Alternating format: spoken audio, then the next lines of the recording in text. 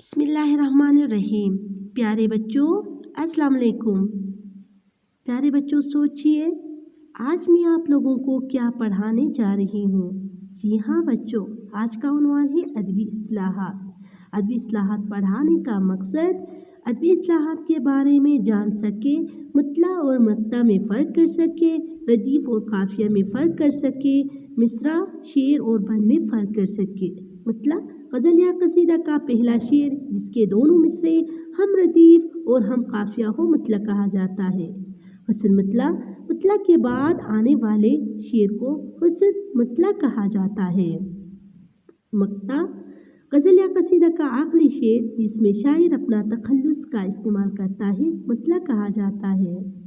रदीफ एक जैसे अल्फाज को रदीफ कहा जाता है जो किसी भी नज़म के आखिर में बार बार दोहराए।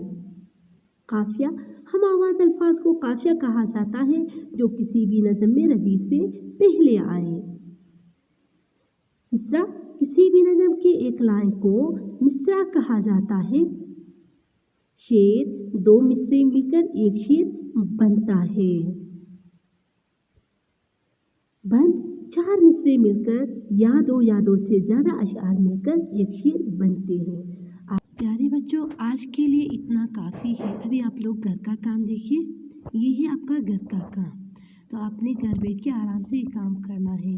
खुदा हाफिज़, अपना बहुत सारा ख्याल रखिएगा।